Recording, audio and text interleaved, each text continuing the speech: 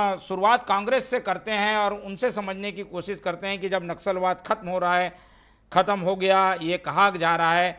भूपेश बघेल चुनौती दे रहे हैं कि उनकी सरकार को क्यों कटघरे में खड़ा किया जा रहा है, जबकि केंद्रीय मंत्री का कहना है कि उनके पास प्रूफ है। क्या कहेंगे वर्मा जी? मोहन तिवारी जी, नक्सलवाद का खात्मा पूरे देश के लिए गर्व का विषय है। देशवासी, छत्तीसगढ़ की जनता और खासतौर पर बस्तर के लोग इस दिन का इंतजार कर रहे हैं। इसमें कोई संदेह नहीं है कि नक्सलवाद की कमर टूट गई है। लेकिन देश का जो सदन है, लोकसभा, झूठ और लफाजी का मंच नहीं है। जिस तरह से केंद्रीय गृह मंत्री का बयान आया, यदि किसी सरकार ने नक्सलियों का समर्थन किया है तो वो तो राजद्रोह है। तो अमित शाह बताए कि उनके अंदर डर है या कायरता है। यदि प्रमाण होते तो वो सदन के भीतर रखते, उनकी नैतिक जिम्मेदारी है। संविधान का शपथ दिया है उन्होंने। तो दलील चाटुकारिता में शहादत का अपमान करना, शहीदों का अपमान करना, वहां के जो आदिवासी, मोहन जी, 1700 से ज्यादा स्थानीय आदिवासियों को मुखबिर बता के वहां के नक्सलियों ने मौत के घाट उतारा है। गृह मंत्री का ये बयान उन 1700 परिवारों के शौर्य का अपमान है जिन्होंने शहादत दी है, जिन्होंने नस्लवाद का दंश झेला है।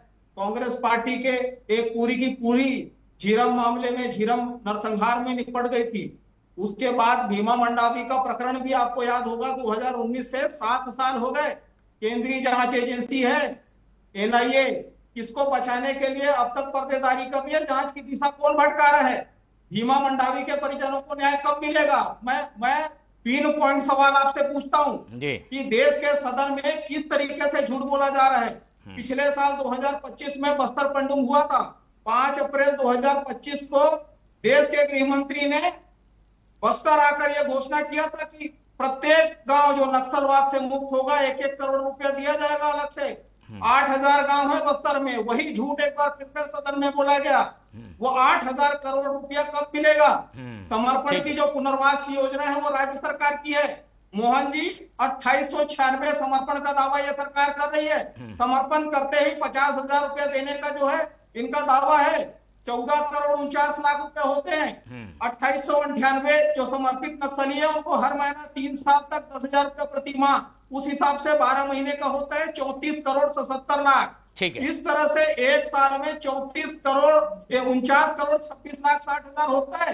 आप मुझे बता दीजिए, विद्वान पत्रकार है, राज्य के बजट में टूटी कौड़ी भी उस मत में हो तो ये केवल ठगने का काम कर रही है, जख्मों की नुमाइश करके भारतीय जनता पार्टी के लोग। मैं तो कहता हूं इस सरकार में बैठे लोग, लव कुमार नायडू और पेखर बागड़ा कौन है जिनके ऊपर आरोप लगा टेरर फंडिंग वसूलने का, 91 करोड़ रुपया खाते में आए।